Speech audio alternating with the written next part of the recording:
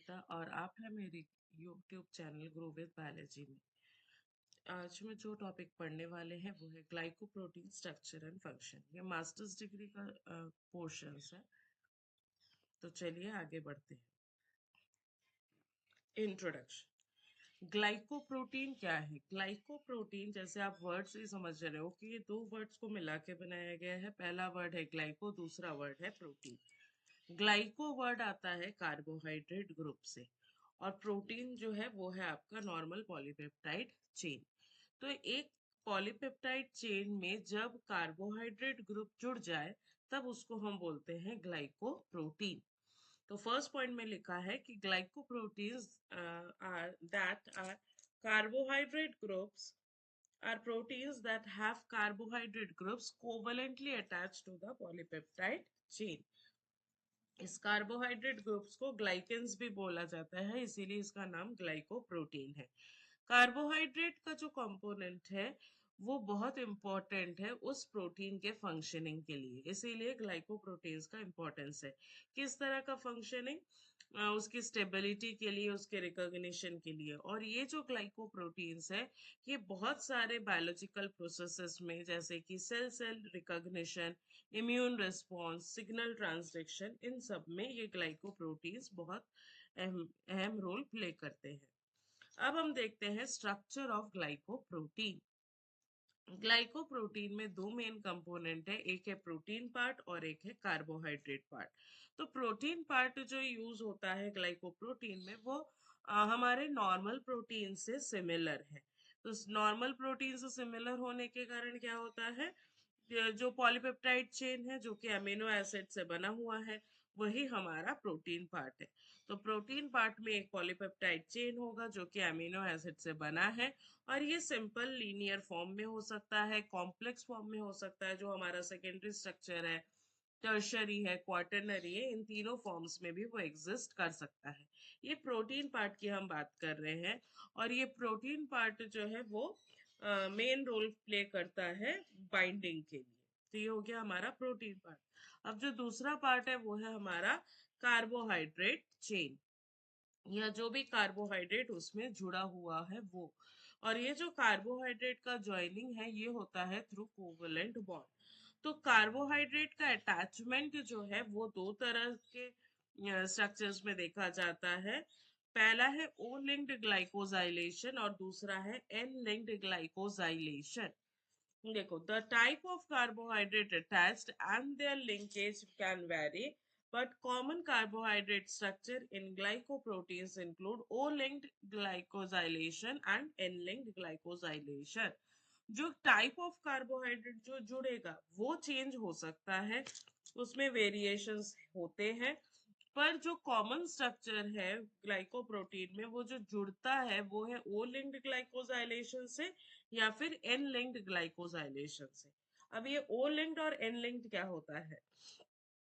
अगर ये carbohydrate hydroxyl group of amino acid से जुड़े, एमिनो एसिड का जब हम स्ट्रक्चर पढ़ते हैं तो उसमें भी OH ग्रुप्स होते हैं। अगर कोई ऐसे एमिनो एसिड्स, एग्जांपल दिया हुआ है सेरीन या फिर थ्रियोनिन, तो सेरीन और थ्रियोनिन के स्ट्रक्चर्स में OH ग्रुप प्रेजेंट होता है और उस OH ग्रुप के ज्वाइनिंग से अगर कार्बोहाइड्रेट जुड़ रहा है या उस OH ग्रुप के साथ ये कार्बोहाइड्रेट जुड़ रहा है तो इसको बोलते हैं ओ लिंक्ड ग्लाइकोजाइलेशन। ये मेनली गोल्जी apparatus में होता है। तो एन लिंक्ड क्या होता है? कार्बोहाइड्रेट जब एमिनो एसिड्स के नाइट्रोजन एटम से जुड़ता है, और नाइट्रोजन एटम किस में होता है? एस्पेरेजीन। और इस ये जो है ये को ट्रांसलेशनल मॉडिफिकेशन में आता है जो कि एंडोप्लाज्मिक रेटिकुलम में होता है। मैं ये ओ लिंक्ड ग्लाइकोजाइलेशन और एन लिंक्ड ग्लाइकोजाइलेशन का स्ट्रक्चर भी आपको नेक्स्ट स्लाइड में शेयर करूँ।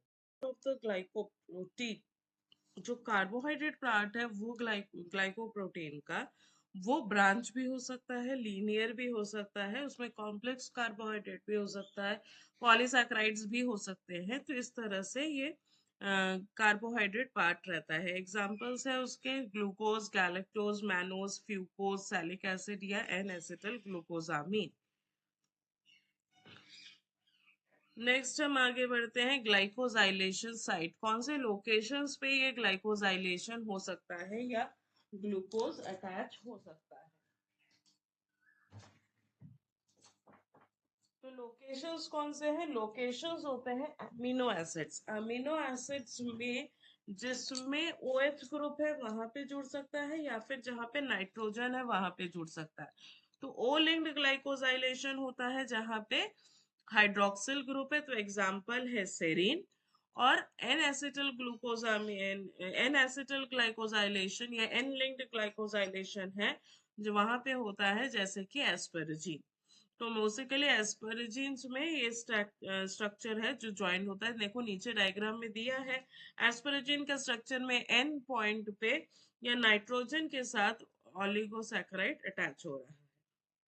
तो ये कुछ स्ट्रक्चर्स में अटैचमेंट है जहां पे प्रोटीन में कार्बोहाइड्रेट जुड़ता है।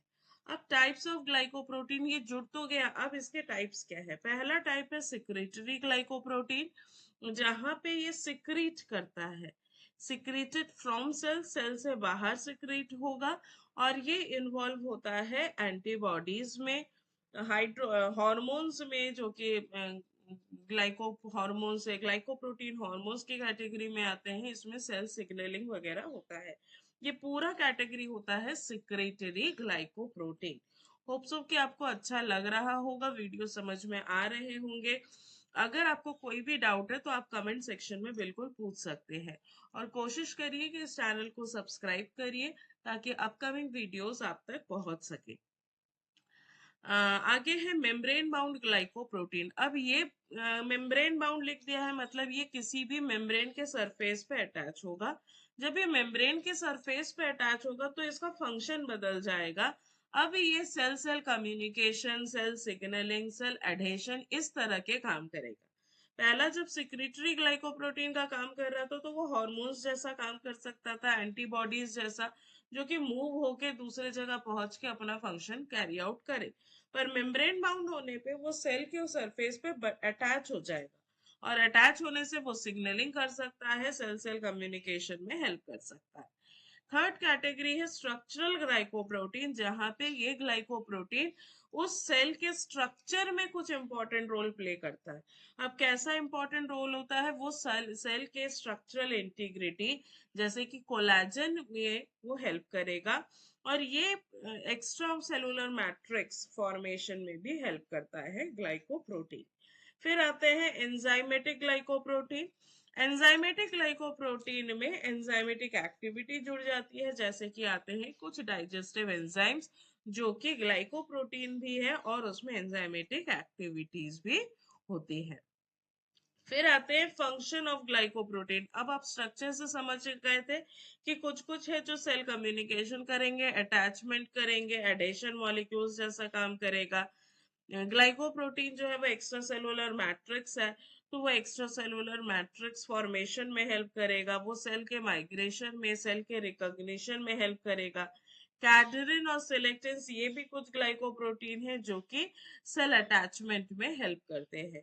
अब इम्यून रिस्पॉन्स पे कैसे काम करते हैं? इम्यून रिस्पॉन्स में जो इम्यून सिस्टम के सेल्स है, जैसे कि एंटीजेंस, एंटीबॉडीज, या फिर MHC मॉलिक्यूल्स, जिसको हम मेजर हिस्टोकम्पैटिबिलिटी कॉम्प्लेक्सेस बोलते हैं, ये सब भी इसमें हेल्प करते हैं। कैसे करते हैं वो हम डिटेल समझते हैं। चलिए, फंक्शनिंग कैसे होती है? इम्यून रिस्पॉन्स में बहुत सारे ग्लाइकोप्रोटीन्स इन्वॉल्व होते हैं। जो भी हमारे इम्यून सिस्टम में ग्लाइकोप्रोटीन्स का इन्वॉल्वमेंट है, और ये कैसे है? ये है एंटीजेंस को रिकॉग्नाइज करने वाले एंटीबॉडीज। और ये एंटीजेंस को प्रेजेंट कौन करता है? एंटीजेंस को प्रेजेंट करता है MHC मॉलिक्यूल्स।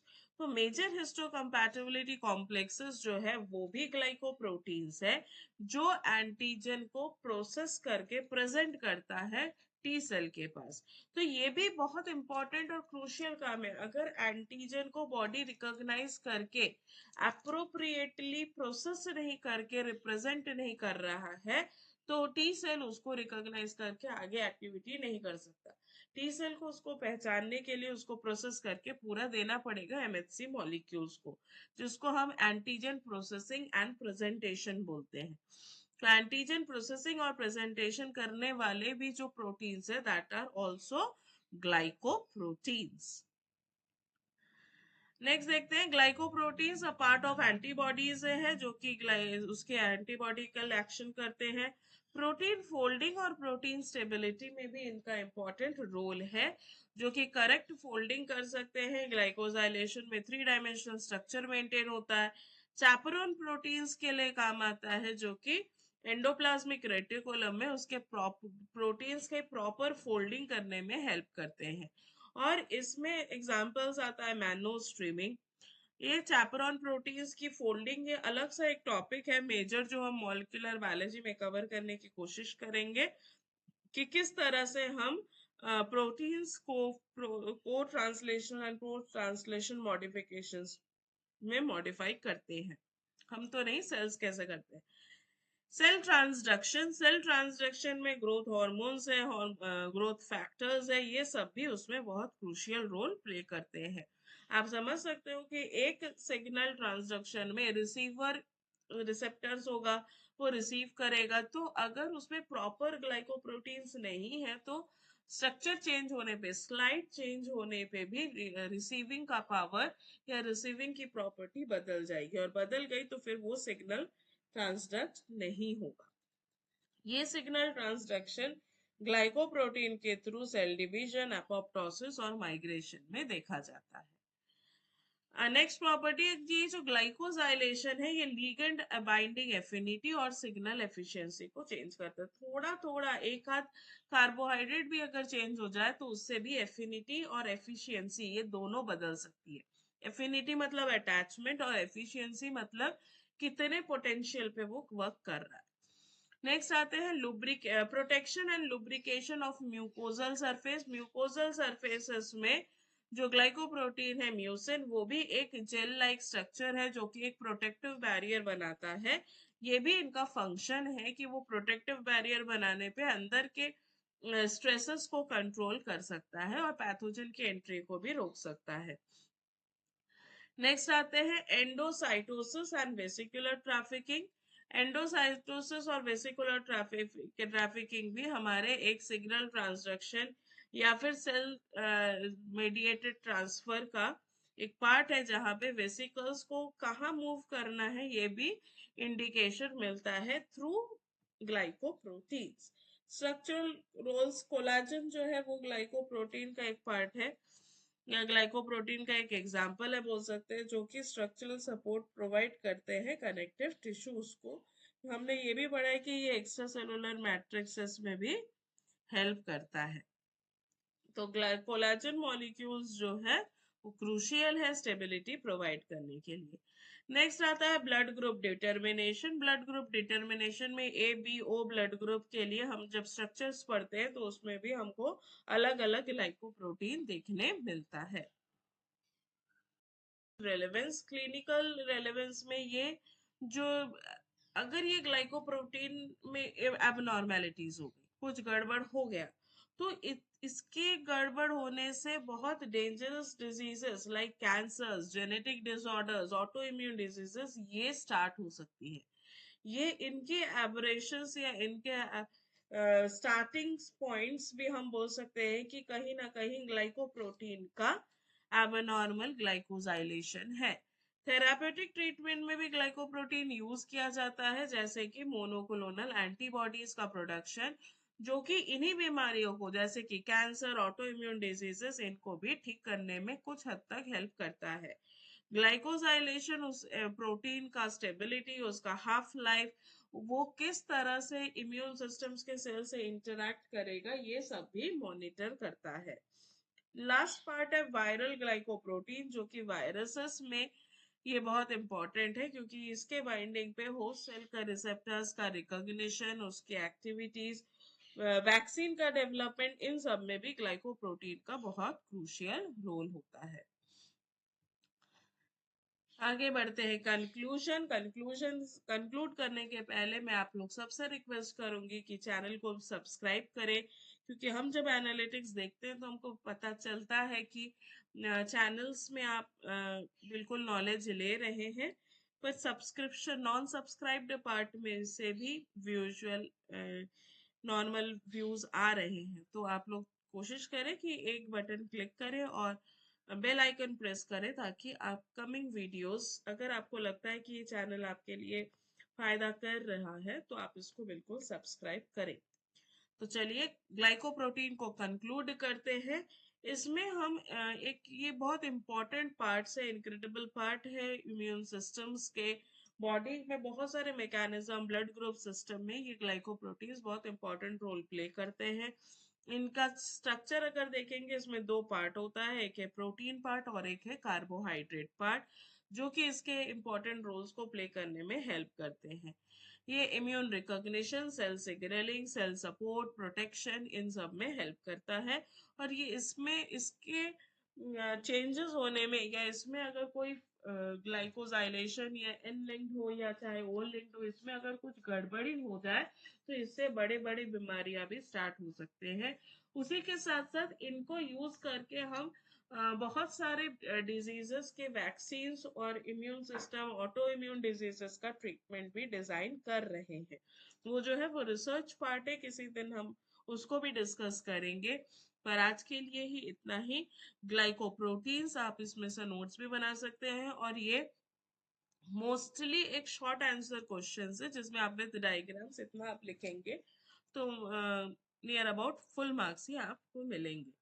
चलिए, इतना देखने के लिए thank you and take care.